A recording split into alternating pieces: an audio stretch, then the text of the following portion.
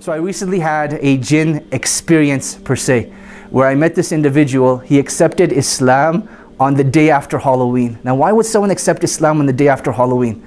Basically what had happened was this individual, he had gone out partying with his friends. All of them got completely drunk, and they were picked up by a Muslim brother who was offering his services to take all the drunk people home that night. And they were actually staying at a hotel. So halfway during the drive home, this individual, he starts acting very, very strange, literally as if he's possessed. Now everyone's drunk, they don't know what's going on, but when they take him back to the room, some of the people are getting back to their senses. So one of the guys is actually a Christian pastor. So he starts having fun with this individual that's possessed now, and he starts playing like this Christian rock music. And you see the video, this is all recorded by the way. And they're playing the Christian rock music, and the jinn isn't interested at all. He's like passing in and out, zoning in and out. Then the brother's like, you know what, let me play some Quran. And in the video you see this brother, as soon as he starts playing Quran, then all of a sudden the jinn, literally it freaks out, and it like jumps off the bed and onto the floor, covering its head with the pillow, so it doesn't hear the Quran anymore. Now the next morning when this brother, now he's our brother, he gained his consciousness, and they showed him this video.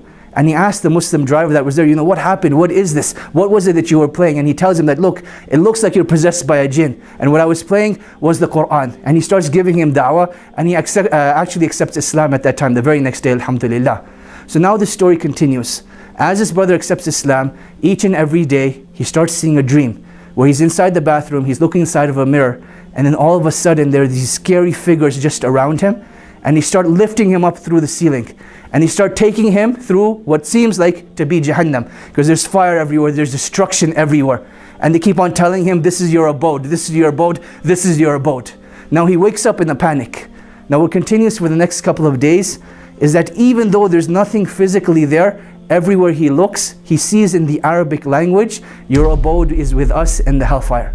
So at that time there was a sheikh that was visiting from out of town. He asks him, he's like, look, this is the writing that I'm seeing. He's never been exposed to Arabic, yet he's able to write down in Arabic, your abode is with us in the hellfire. And he shows it to the sheikh, and the sheikh starts freaking out. He's like, how are you able to write this? Where did you learn this from? And he tells him, look, this is what I see wherever I turn. And the sheikh tells him, look, it seems like you're possessed by a jinn, and you need to solve this issue. Now this concept of being possessed by a jinn, a lot of people fear it, and a lot of people may even actually suffer from this. So the question arises, how do we deal with this? If you're affected by jinn, you're affected by black magic, what do you do?